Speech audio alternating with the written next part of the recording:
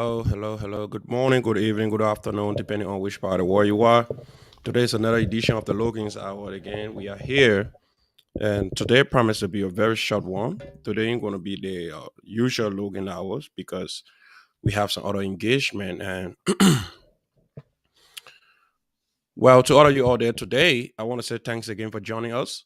And to some of you who call and talk about the show today, I want to say thank you for also calling because trust me, I was I had another engagement and I had to run.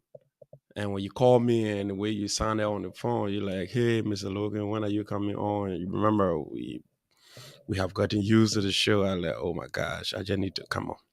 But I appreciate that. I really, really do appreciate because it's because of people like you we are here, and just by calling and asking us to come on, I really do appreciate. And we look forward to doing more for people like you as we go forward. And hold on just a second. Before we go forward, we would just play some of our promotion advertisement. Hey, beautiful ladies of Indianapolis. Are you looking for a beauty place where you can buy all your latest human hairs and other beauty accessories? Look no more. The MD Beauty Salon, located at 3429 Kentucky Avenue, is just that right spot for all your beauty needs. At MD's, our customers' satisfaction is our foremost priority. Our staffs are friendly and accommodating. Contact us today on 317-360-2624. MD Beauty Salon, your one-stop shop for all your beauty needs. And hey, ladies, when you get there, tell Marion that the girl is sincere.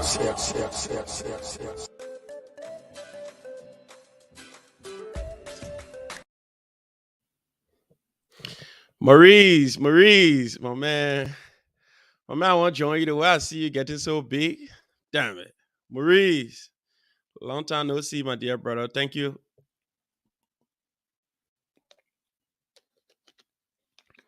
So, as I stated, tonight we'll not be here for long. We'll be here for at most 30 minutes. We're just here to um, send a shout out to some of our friends and speak on some of the issues, the current national issues as well. But today, specifically, like I stated, we were involved into something different and somebody. Thank you so much, my dear brother. Thank you so much. Yeah, my man. I need to get back in the gym. Anytime I see a picture on Facebook, I can get so jealous. I'll be like, damn, look at my brother. Well, to all of you following here tonight, today is the Logan hours. Today is uh November the 10th, 2022, 6:30 in Indianapolis currently. And today we have some very good personalities celebrating their birthday today. So for all of you celebrating in the month of November, I want to say happy birthday. And to some of you who celebrating in December, we want to say happy pre-birthday to you all. And we want to say to those following us tonight, thank you for joining us. And those that will follow us later on after the program will also say thank you for watching after the program. But tonight program is going to be very short. As I stated, we're just going to wish some of our friends happy birthday. And my sister, my beautiful sister, Angeline Marcella Logan, she's celebrating her birthday today.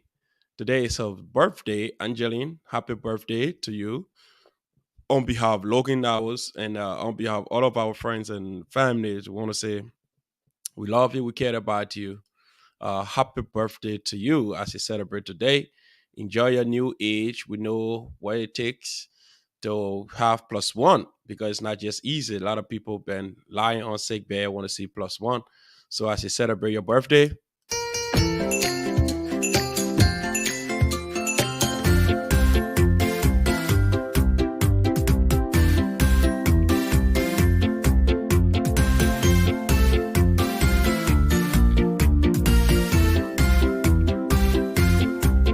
Happy birthday to you. Happy birthday. Happy birthday to you. Happy birthday. Happy birthday. Happy birthday. Happy birthday to you. It's your birthday, hooray! Happy birthday. It's your birthday, hooray! Happy birthday. Happy birthday. Happy birthday. Happy birthday to you. Happy birthday to you. Happy birthday. Happy birthday to you. Happy birthday. Happy birthday. Happy birthday. Happy birthday to you.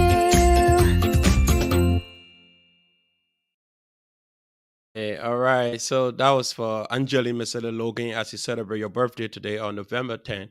We want to say thanks to the Almighty God for granting you another year. And we hope that this, your birthday, bring all of what you have been wishing for. So today, celebrate in grand style. Remember, every 1 year add to your year is a new experience that add to you and new beginning. And another person celebrating today again, I want to say to my dear brother and friend, Mr. Facedo Logan. Some of you who don't know Facedo Logan, he's the current captain for Watanga FC. Facedo Logan, I want to say happy birthday to you. Today you share your birthday with my beloved sister Angeline Logan. As you guys celebrate today, enjoy your day. And he's a very good player. I remember when you were much younger. By that time, I used to play too, and they used to call me Filippo Izaki. By the way, I used to love scoring, and those of you who know me, you know I love to score goals. And he was a very young player coming up, and I saw his talent, and I knew he would to go far in soccer. Currently, he's the captain of Watanga FC. The other day he played for the Lone Star, no what, honor something. I can't remember the number, so I didn't want to guess the number. But he's doing pretty good. So Facility Logan, as you celebrate your birthday today, I want to say happy birthday to you. And to all of my guys who right now I know celebrating with you, want to wish you well, Paul Japa and the rest of the other folks, I want to say, guys, you guys are doing awesome and thanks for celebrating my brother Facedo Logan as well. And today again, I want to say a very big one to my own friend and brother, Mr. MacArthur D. Today is his birthday as well. It's his name is MacArthur D. He's the but commonly called Mackay. So everybody know him to be Mackay. So today my brother celebrate his birthday too. So Mackay, as he celebrate today, I want to say enjoy, my dear brother. And I'll see you later on today by God's grace. And I know 1 year out to your year, it's a whole lot. We take these things for granted, but a year out to your year is not something small. So as you celebrate today, my dear brother, I want to say enjoy your day and let God bless you. Let God bless you. So to all of you who celebrating in this month, I may not know everybody's name, but I want to say may the Almighty God strengthen you as you go through, and may you achieve everything you plan to achieve in this year. Yep. So next month, December, is the month that I have too many birthdays coming up. So I expect to have too many birthdays coming up in December. I have my wife birthday coming up in December 9. I have my daughter birthday coming up December 7. I have my son birthday coming up December 23rd. You know, just too much. I have my late daddy birthday coming up in December 20th. So it's just a whole lot. So today, to all of you celebrating on this day, I mean, say November the 10th, I want to say happy birthday again. Happy birthday to you, Facilu Logan. You're doing pretty good in soccer. I want to say happy birthday to you, Angeli Meseda Logan. You are an entrepreneur. You're doing so very well. I want to say happy birthday to you, my dear brother, MacArthur Dikwa. He's the current. financial secretary for the Grand Bassett Association, the Indiana chapter. And to all of you celebrating in the month of November, I want to say thank you. Thank you. Pierre Kaya, una birthday that was February 19. So I want to say to those of you following us tonight, I want to say thank you for joining us again.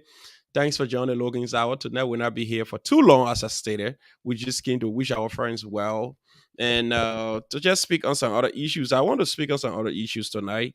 Specifically, I will talk about a little about the DEA and Legis and the former Minister of State. All right, Piaraka, February 19th. So February 19th will soon come up, Piaraka, just hold your heart. Because you close your eye, open it, bam, the year end. We're already in November. Few days from now, it will be December, January, February. There you go. At least I can see my birthday so easily because I'm August 8th born, the 8th month, the 8th day. So you have to I have to wait for a very long time. And Maki, I come and spay Maki small. I come and spay Maki small. You know, surprisingly, um Maki and myself, we have the same birthday. We have not the same day though, the same year, rather. We share the same year. The same year. He and myself were born the same year, but different month. So, you know, during the election process and while we were going up and down, everybody waiting for the results, and my kid said, "Oh, you know, you might pick in side the conversation," and Sonny just sparkled. I was like, "Okay, let's see our driver's license." My kid show your driver's license. Surprisingly, I'm older than Maki. I think 3 months. So when he showed his driver's license, I'm older than him like 3 months. He like, but I just 3 months. I said, well, I was out drinking milk while you were still relaxing in heaven. So it was funny that and Maki, when I see you today, I will still say that to you. So in Labrador, when you order the person one day, you can say the person that you're picking, you know, just a slang. So it's not anything so serious. So well, I meet my brother today. I will also say that to him. So Pastor Law, welcome. Thank you for joining me today. And thanks to all of you who joined us here today. So, you know, we have been praying and wishing for something for too long, for too long. And now, at least currently, um, we see that the first branch of government, they are making some moves in that direction. And I want to say kudos to them. I want to say kudos to my friend and brother, uh, Honorable Marcus Zeyu. Marcus Zeyu have been very great when it comes to combating drugs at the DEA. You know, when he was first appointed as the head of DEA, a lot of people have had their own thing to say, and some people say he wasn't experienced enough to head that kind of a big institution. Somebody with zero experience. But of the little time he have worked at the DEA as the head of that institution, he has proven beyond all reasonable doubt that he can steady affairs of the LDA, the Liberian Drug Enforcement Agency, and his agency have been making some arrests, and the most recent when they confiscated at least close to $1 million worth of drugs.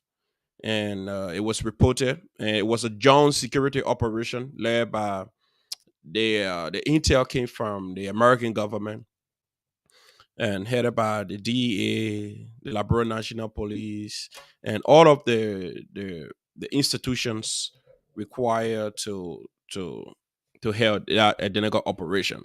So today this news coming from the House of Senate. They say the plenary of the Liberian Senate has concurred with the House of Representatives on the passage of the drugs law, marking it non-beatable. So now they're going to make drugs law non-beatable. What I mean is those who always bringing drugs into the country, those who smoke or smuggle drugs into Liberia, for the retailer, it's much simple. For those that use it, the user will have different punishment. But those who bring drugs in the country, like those large quantity, when you are arrested, you will not get you won't find people to bill you also easily. It's non-beatable because all the time, what have been happening, according to Michael Zay, the last time I listened to one of his press conference, and he said some of the challenges that he have faced over the time is when they arrest the people who come in with the drugs and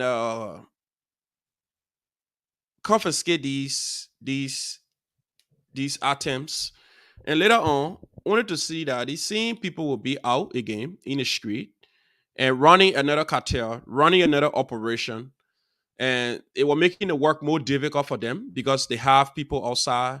The drug laws haven't been so strong enough, so it make those who bring in the drugs in the country to be more flexible and free, and making attempt more than once, thinking that if they are arrested, nothing going to come from out of it because somebody could just come and build them out. But now they have set up committee. They have set up committee. So the Liberian Senate concur with the House of Representatives today, making the drug law non-bailable for importer, distributor, and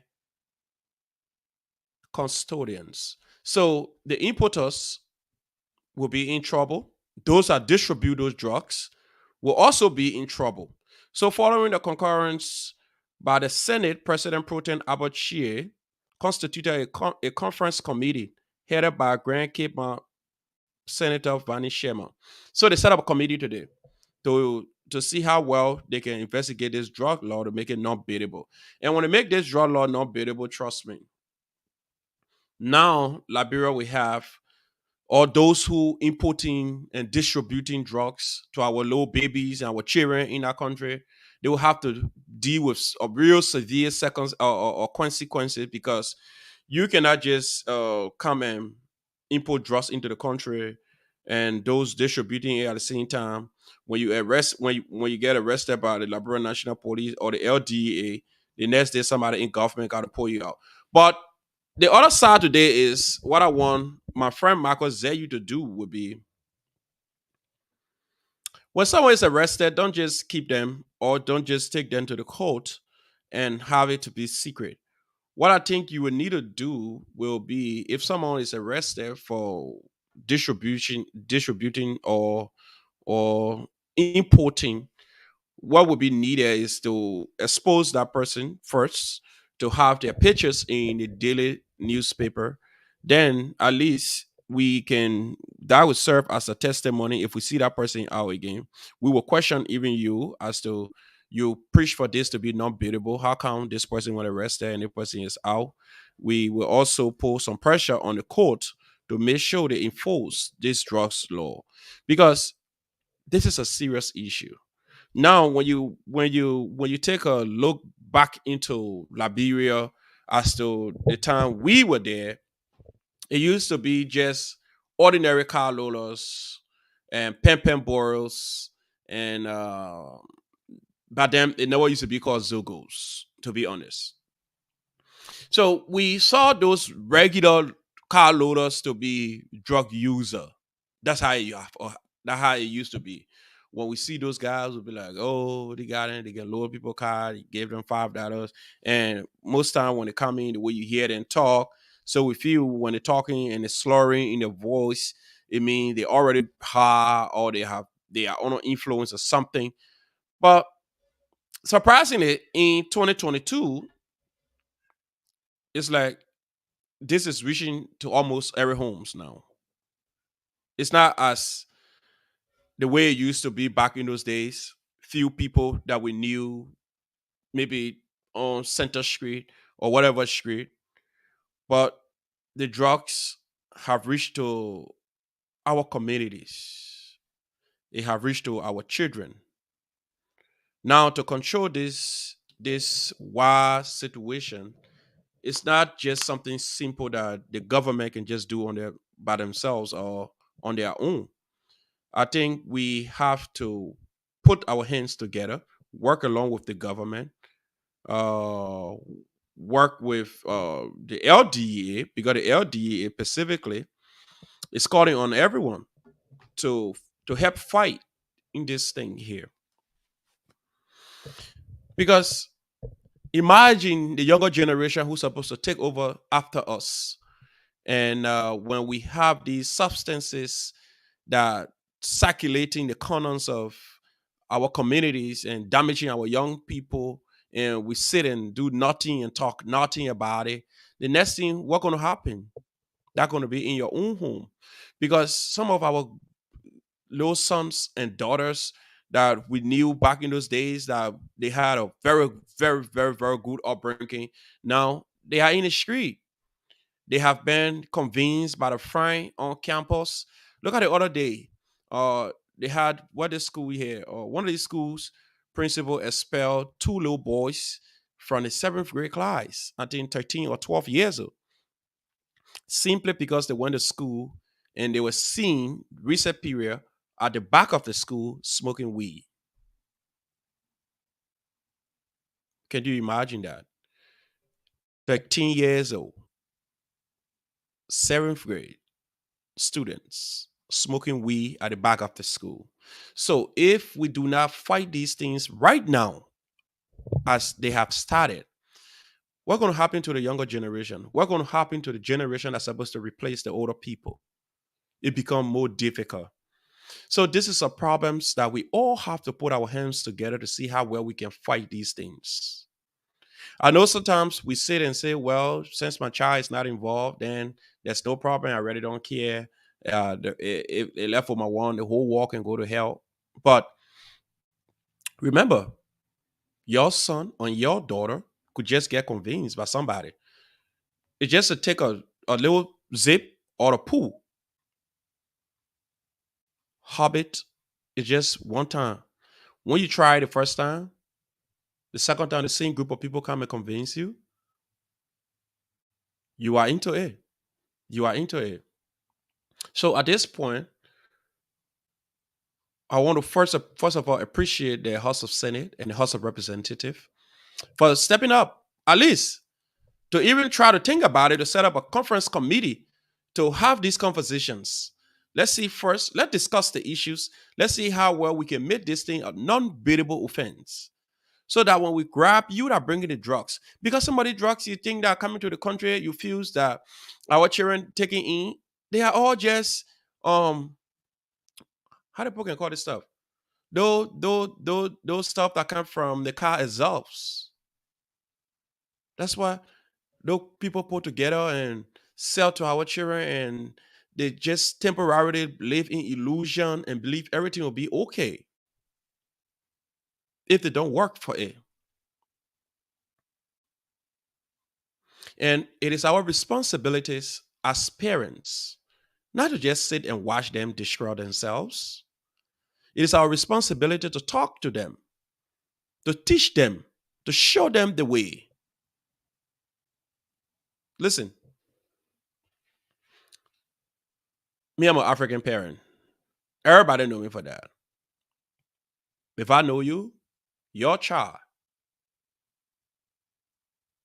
is my child. So if I see your child going wrong, I won't hesitate. I will correct them right on the spot. The issue about drugs in Liberia, it is getting so serious. It is getting so serious to the point that kids are taking these things to school. And we have our children into those schools.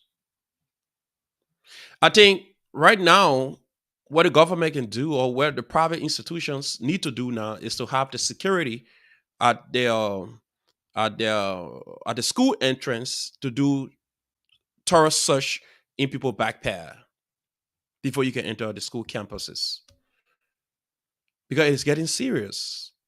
I have communicated with friends. I have communicated with school principals. I have communicated with people on various campuses, and the instructors are complaining about these things. Like one school currently in Painesville, one of my friends who's an instructor, he said he saw cigarette in one of the students' bed. And this student he talking about, that's somebody who stayed in sixth grade. And when he wanted to talk to the student said, "Oh, uh, my daddy he can smoke, and my daddy sent me to buy a cigarette, and I forgot a cigarette left in my bed." And it was a lie. It was just some bad habit that our friend have introduced him to.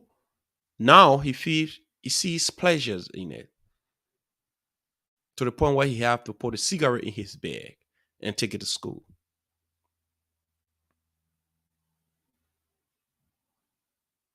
Looking at the breaking down of our society, breaking down of our culture, breaking down of our traditional beliefs. It don't take government to rebuild those things for us. It is we, the citizens. It is you, as a patriotic citizen, getting involved to change these things. I know it's not just easy for change to come. I know it's not just easy to take all those zogos from the street, but we need to fight for our children. Those 16 years old, those 15 years old, those 17 years old, they are going astray. Trust me, they are going astray. And I will not stop talking about it because I have received numerous calls from people who are interested in the future of the younger generations. And to see them going down the drain, that is a serious problem. That is a problem that we all need to talk about, not to sit and overlook it. So today, I want to say, first of all, congratulations to the House of Senate and the House of Representatives for just having a thought to set a conference committee to start to deal with these, to make the drug law non-bailable. The importers, the distributors, when we grab them, let's investigate them. If they are culpable, let's have them incarcerated. Like other people who thinking about bringing drugs to the country, just imagine your friend in jail for maybe 20 years, non-beatable, and see if that person will be brave to do the same. Mr. Michael Zayu, your quest to keep pushing these things, I want to say you are strong, my brother. Thank you so much. At least, as far as I'm concerned, you are one of the youngest to serve as the director of the LDEA. And you are making me so proud. We know we all had our little doubt that you are so young and you do not have the experience. But you went into that building and you tried to bring everybody together and you center yourself around the best brains. And today, it have made your work so effective. And you are doing a pretty excellent job. You should be proud of yourself, Michael Zayu. All right. Tomorrow, the President of the Republic of Liberia, His Excellency President George Mane Bakugbe Tape Mane Wia, has declared tomorrow to be a national holiday. November 11 will be observed as a national holiday in Liberia to enable the start of the national census. You see, the enumerator will be all around tomorrow, going to your homes to count how many people live in your home. Please cooperate with them. Please cooperate with them. Please. because this is long overdue. Census should be done every decade, every 10 years. There should be a census. But Liberia, we have gone 14 good years with other census. The reason why we don't know how things are happening to us and the reason why we don't know what is going on with our country is because of the failure of our leaders to, first of all, identify how many Liberians live in Liberia. You see, I know there's a different conversation, but when I first thought of serving, the first thing that ran to my mind is to know the actual size of the people you want to serve. Census in Liberia should be done by this time. If we are going out to the international committee, going out to donors, partners, and asking them for assistance, asking them for ways in which we could help the Liberian people, it has to be a number game. It has to be, how many people do you want to help? What is the population? What are the younger population, the older population? We ignore census. It's not just in Liberia, it's even in the diaspora. We ignore census. We take census to be not too important. But census is the first step to any growth of a nation. The growth of a community, the growth of any society is based on census. If you even go to the American government to help your community, the first thing they want to know is number game. The politicians want to know, how many Liberians do you have? And the reason why they're asking about how many Liberians do you have, because the politician knows that when he decides to look your direction, he can get votes from that identical location to get re-elected. Those who into large corporation, entrepreneurs, the reason why they will ask for your numbers, because they can do advertisement from 300 people you have within your community. If they just carry on advertisement, they can have at least 50 or 60 of your people to purchase some of the items they are selling. So it is good to do census. Census is very important, and we overlook census in so many places because I don't know why. It's just the Liberian thing to me, though. Because even if you can't even in the diaspora, you go to the Liberian community, ask them for census, they'd be like, "Oh, we even know how many Liberians live here." And it's wrong. It's wrong. Because the best way to move forward is to know how many people do you have.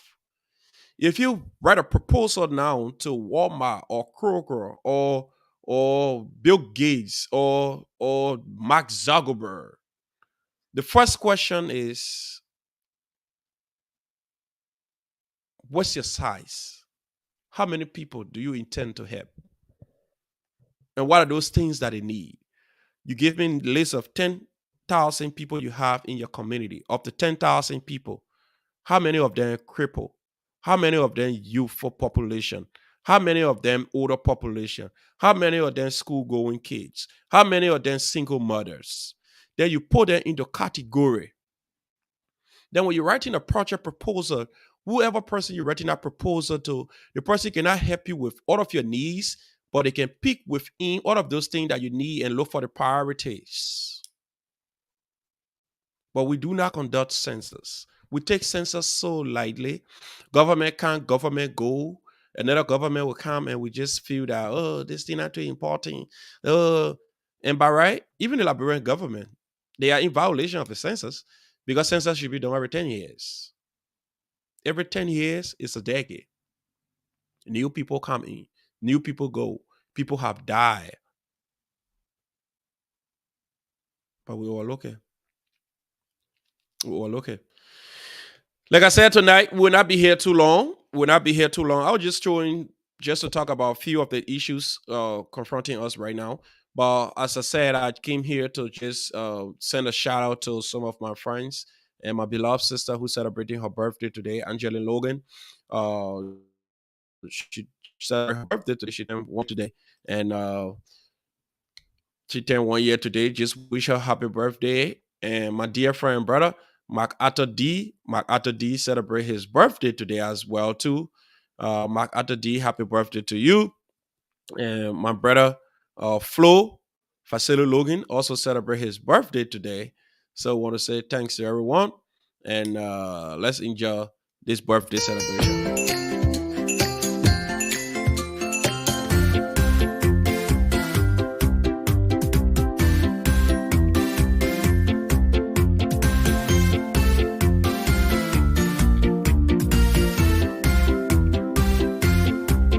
Happy birthday to you. Happy birthday. Happy birthday to you.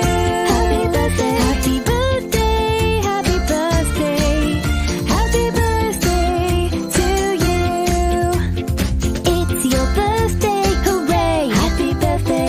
It's your birthday, hooray! Happy birthday. Happy birthday. Happy birthday. Happy birthday to you. Happy birthday to you. Happy birthday. Happy birthday to you. Happy birthday. Happy birthday. Happy birthday. Happy birthday to you.